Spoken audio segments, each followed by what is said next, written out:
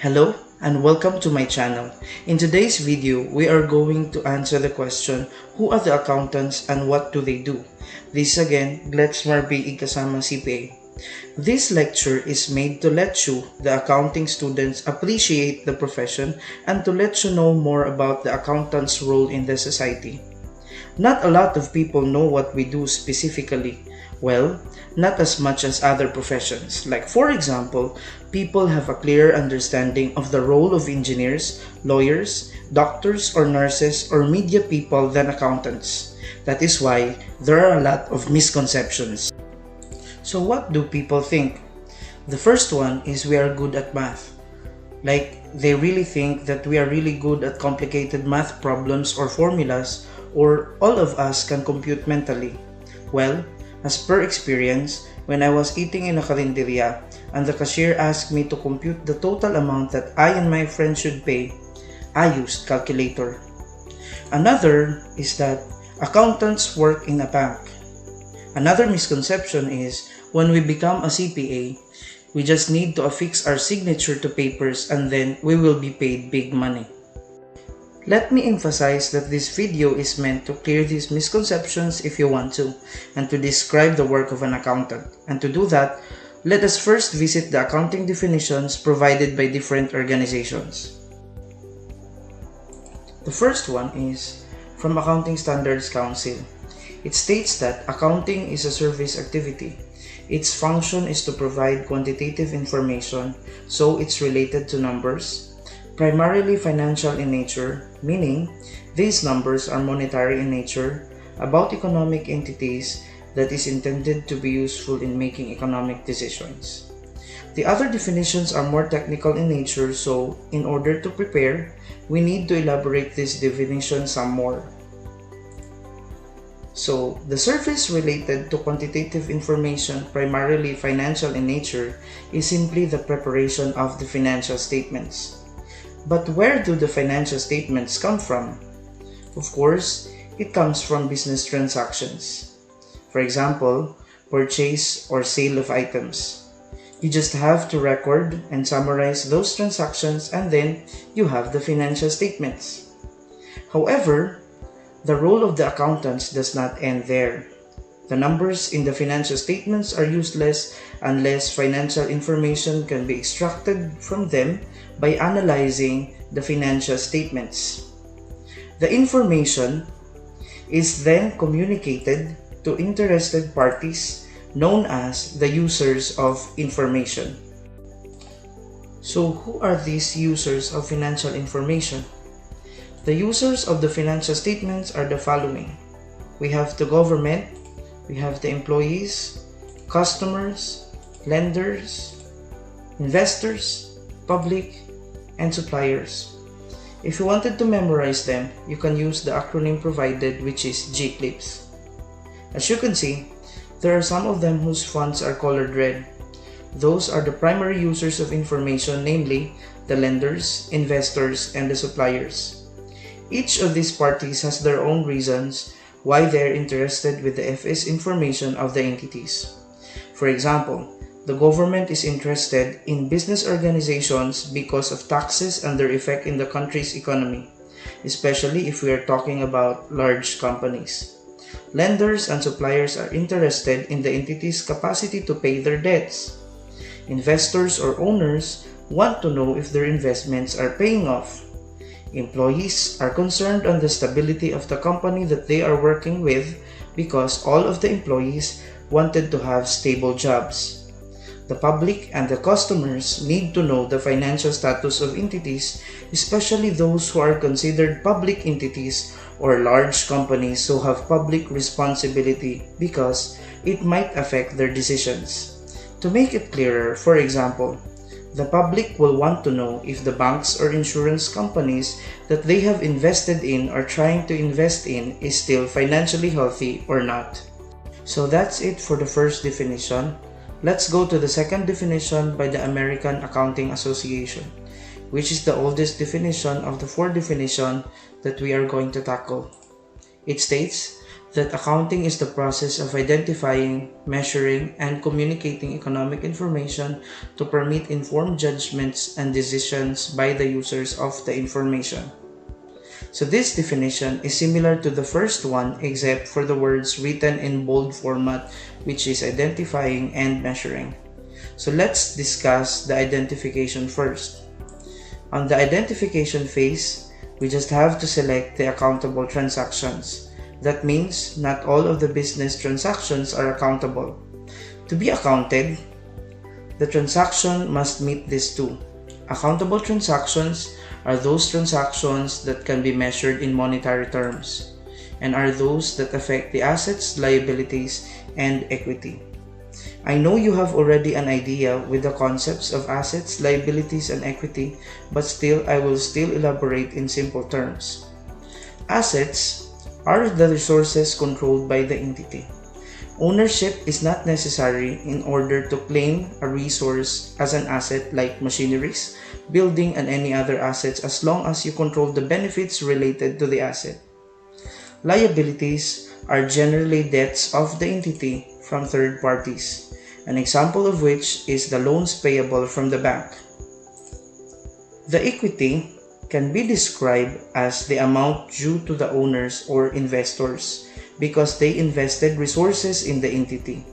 Actually, on the question, what are the transactions that affect the equity account? We have investment from owners, we have withdrawal by owners for personal use, we have revenues earned from customers, and expenses for doing business.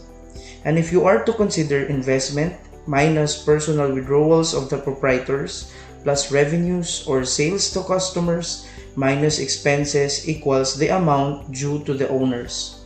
In simple terms, if liabilities are the debts of the entity to third parties, the equity is the debt of the entity to the owners.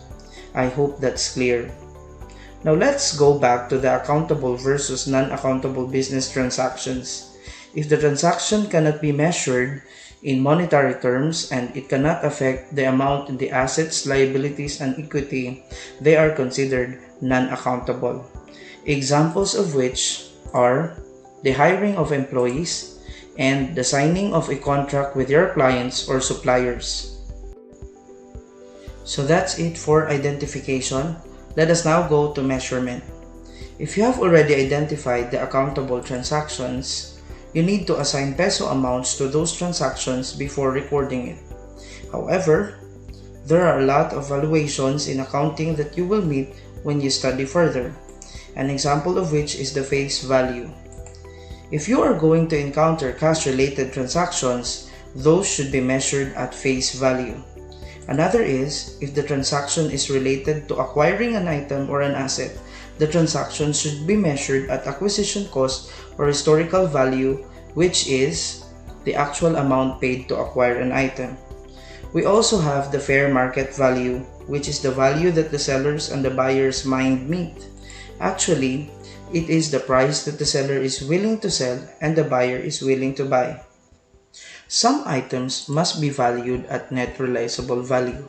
For example, your accounts receivable. When the business entity already rendered services or delivered the products to the customers and the customers did not pay yet, you are going to recognize receivables. Let us say, for example, your accounts receivable is 100,000 from your customers. Do not expect that the full 100,000 will be collected. A portion of the amount should be recognized as doubtful. Let's say, for example, the allowance for doubtful accounts is 9,000. The net realizable value that you are going to consider is only 91,000. And of course, there are a lot more. The point is, measuring face is not just assigning peso amounts to transactions, but also assigning the proper valuation to the accountable transactions.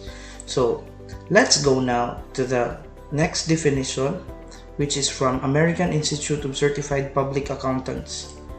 It states that accounting is the art of recording, classifying, and summarizing in a significant manner and in terms of money transactions and events which are at least part of a financial character and interpreting the results thereof. Actually, the most important terms in this definition are the words recording, classifying, summarizing, and interpreting, because all other else are similar with other definitions. Recording, summarizing, and interpreting are also mentioned a while ago, so we are going to focus only on the word classification. Classification of transactions comes after the recording of accountable transactions. It means you need to group the similar transactions, and an example is, even if the company made sales to different customers in a day, let us say for example, you catered 10 customers who paid in cash 50,000 each. You need to group it and record sales for a total of 500,000 in the ledger. But more will be discussed about this topic, especially about the ledger in the next videos. So that's classification. So if you're going to summarize the three definitions of accounting in one, we can say that the accounting is a service activity which starts with the consideration of business transactions by identifying which ones are accountable. After that, the accountable transactions will be properly measured and valued, and then those transactions will be recorded and classified and summarized to form financial statements. The financial statements will then be analyzed to extract financial information, and this information will be passed to the users of financial information to aid them in their decision making. So who are these users again? So the users of FS are the government, the employees, the customers, the lenders, the investors, the public, and the suppliers. I hope you still follow, but we are not yet through. We still have one short accounting definition to consider yet, and that is, accounting is the language of business. Entities do not have a physical form like us humans. We humans can easily communicate and answer questions like, what do we need? Or are we experiencing pains? Or are we sick? Or are we dying? Businesses cannot do that directly to their users. That is why their needs and their problems are channeled and captured by us accountants first. The accountants will then communicate these business problems to the users of information, plus its suggested solution on the business problems, as well as the financial condition of the entity and its financial performance. So that's it for the fourth definition. So based on the definitions we discussed earlier, let us answer the questions: who are the accountants and what is the nature of our work? So you can answer it with, an accountant is the one who identifies, measures, records, classifies, and summarizes accountable transactions to produce financial statements. He or she is also the one who extracts and communicates FS information to users of FS to help them make their decisions. I do not know if they will understand, but the most important thing is that you do. Or you can answer them shortly: an accountant is the interpreter of the language of business. So that's it for this video. You're welcome to play and replay this video until you are satisfied. If this helped, please click subscribe and hit the notification bell to be updated on my next episodes. You can also share this to other accounting students.